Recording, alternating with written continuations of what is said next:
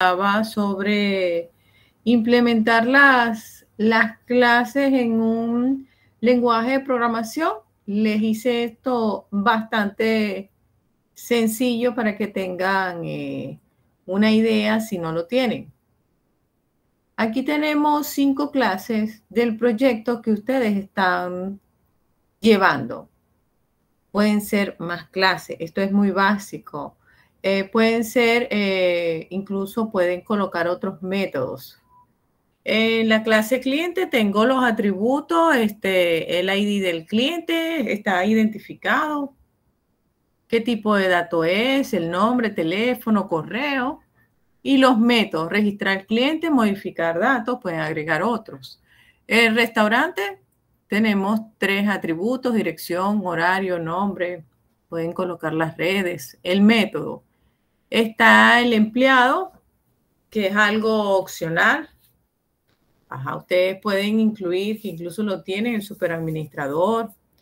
Está los atributos de la reserva y los métodos. Y está el de mesa. Y unas 4 relaciones bastante básicas.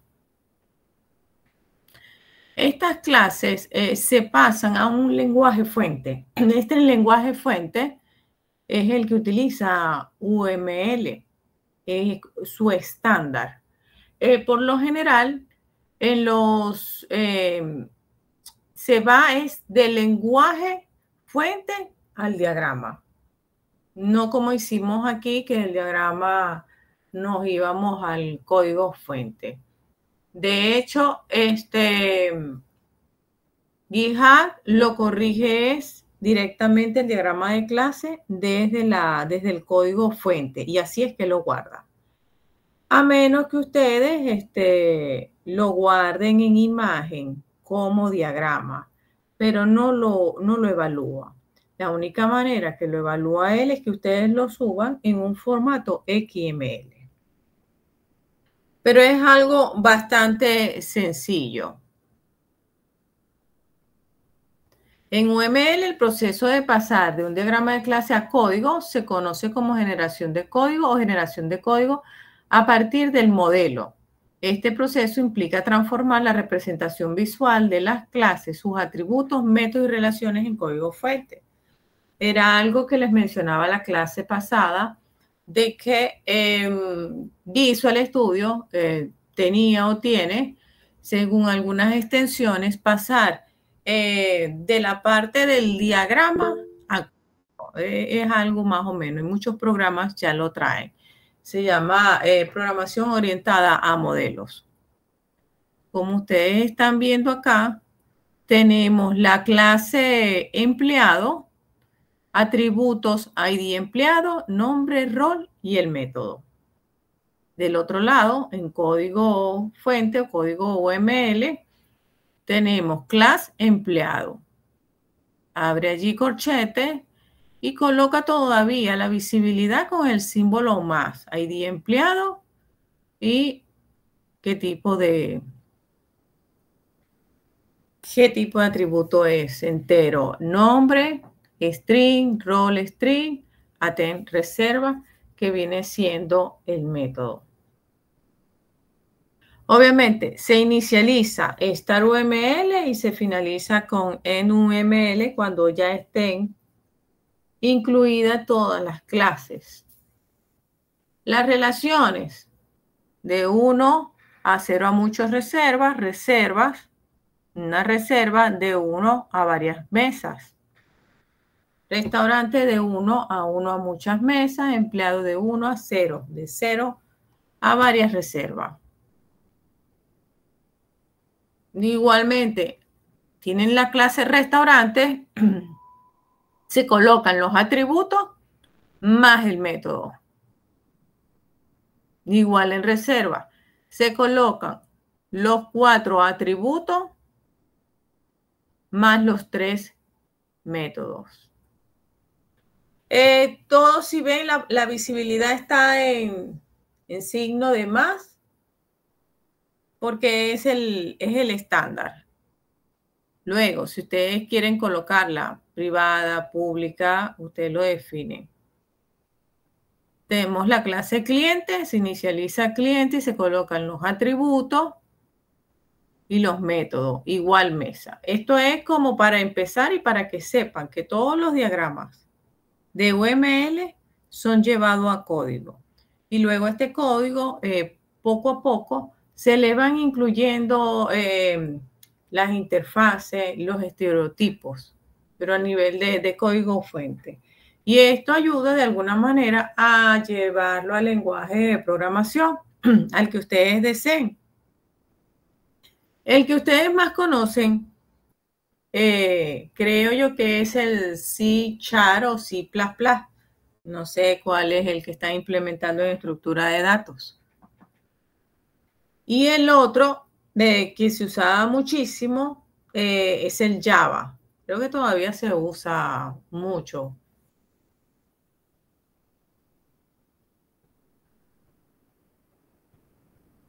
Fíjense, aquí lo tenemos en UML y luego lo pasan a Python o a Java o a C#.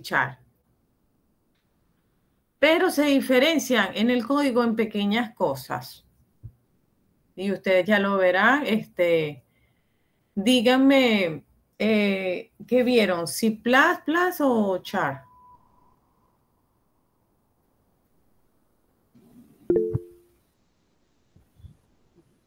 Ok, ya leí. Fíjense, tenemos ya la clase de UML. Inicializo clase, cliente, abro corchete, coloco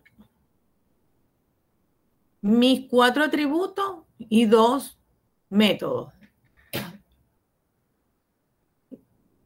Del lado de Python, inicializo clase, defino mis atributos, ¿sí? Les digo que es entero. El self viene definiendo que son todos públicos y luego cada uno de ellos los voy definiendo como objetos. Luego, aparte, defino mi método, el registrar cliente y modificar datos. ¿Y qué datos voy a modificar? Teléfono y correo. Que son ya los que coloqué más arriba en atributos. Y así van haciendo con cada una de las clases. Luego más adelante le van sumando las relaciones, le van sumando la persistencia, le van sumando lo que es la base de datos, poco a poco. En la clase mesa definen de primero todo lo que son los atributos y luego los 2 métodos.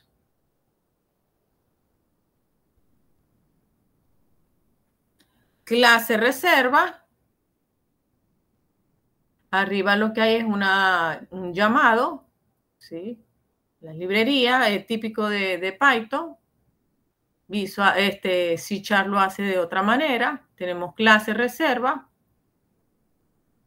Y tenemos que define los atributos reserva, fecha, hora, número, persona. Pero si se dan cuenta, en cliente y mesa ya empiezan las relaciones porque van recibiendo los objetos, ¿sí? de otra clase en forma de relación. En el estado, confirmado, cancelado, pendiente y crear reserva, ya empiezan ustedes poco a poco a incluir las validaciones. Obviamente, cuando esto retorne una respuesta, ustedes lo mandan a imprimir por pantalla. Ahora, ¿cómo lo mandan a imprimir? Ya eso es modalidad de ustedes.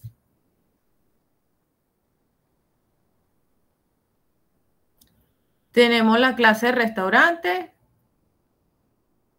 Define sus 3 atributos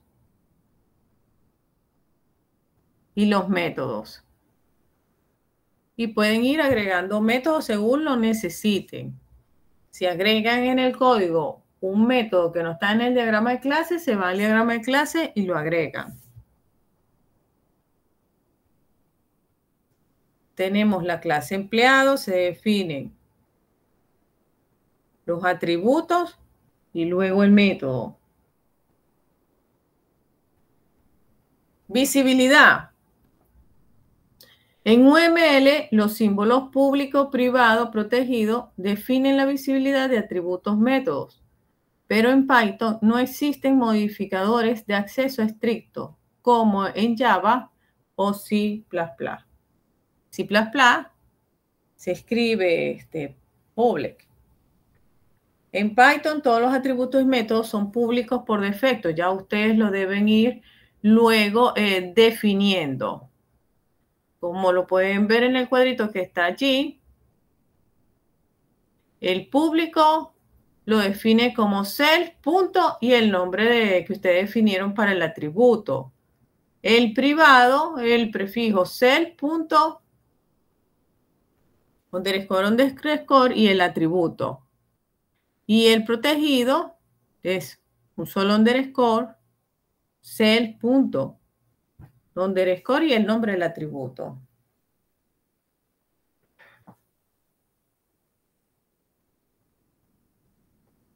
Son las pequeñas cosas que pueden cambiar de un lenguaje a otro, pero la lógica viene siendo la misma. Las relaciones entre clases, asociación, composición del diagrama de clases de UML se reflejan en el código Python a través de atributos que relacionan a otras clases o otros objetos. Paso de objetos como parámetros, dependencias, métodos que interactúan con otras clases.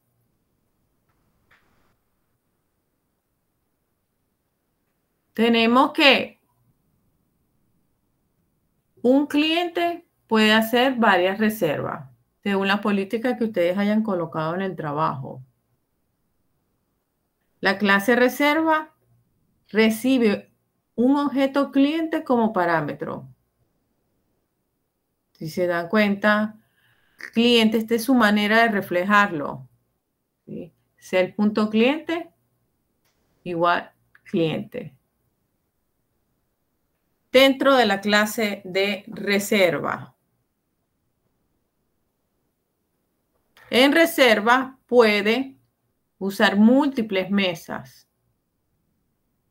La clase reserva recibe una mesa o una lista de mesas. Entonces, fíjense como la clase reserva recibe el objeto mesa. Y si tienen varias mesas, lo colocan dentro de una lista.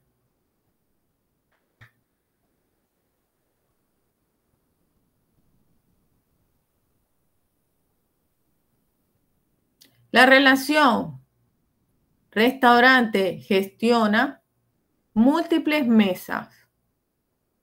La clase restaurante contiene una lista de objetos mesas.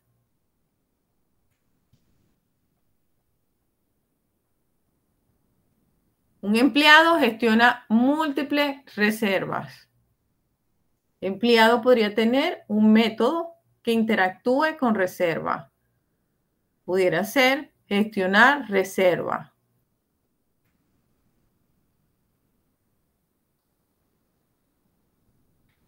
Y aquí de alguna manera está todo integrado, donde se crean los objetos con las relaciones. ¿Sí? La relación de restaurante a mesa, está la relación cliente a reserva y relación de empleado a reserva. Esto se los dejo para acá para que lo puedan estudiar. Diferencia entre agregación y composición. Agregación Las mesas existen independientemente del restaurante y en composición, las mesas se crean y destruyen con el restaurante.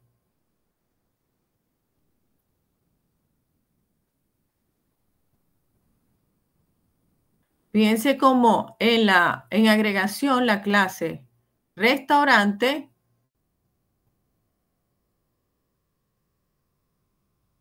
las mesas llaman a objeto mesas porque pueden ser compartidas. Y en la que está abajo es de composición. Ya incluso las define. ¿Cómo se reflejan los tipos de relación? En la de asociación, que incluye agregación y composición, se pueden fijar que agregación, restaurante contiene mesa, una lista de ella. Y en composición, si mesa no existe, sin restaurante. Ya incluso está definido el nombre del restaurante para esta mesa.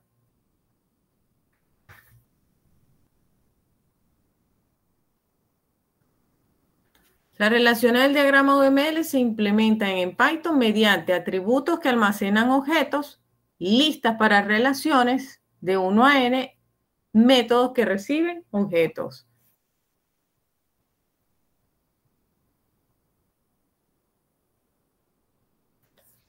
Ahora, ustedes le van a incluir la parte de base de datos, la que hayan escogido, y tienen primero que definir en el código cuál es la base de datos, hacer la conexión correspondiente y ir creando cada una de estas tablas. Con cada una de estas tablas, ustedes deben colocar qué es lo que va a contener esa tabla, que tienen muchas veces que ver con los atributos, el cliente, nombre, teléfono, lo que va a contener para poder hacer ese almacenamiento y luego ese llamado. Creas una tabla para clientes, una tabla para mesa, una tabla para reservas. Y así sucesivamente.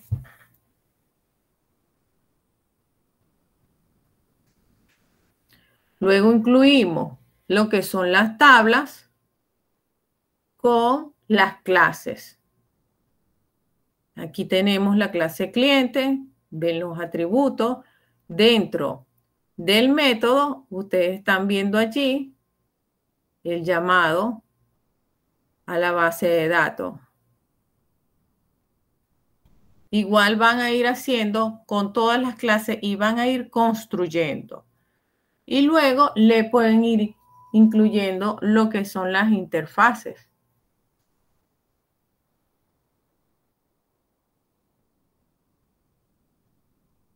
Bueno, este es el código más largo, que es el de reserva, que tiene más detalles, porque incluye los detalles de cliente, empleado, restaurante.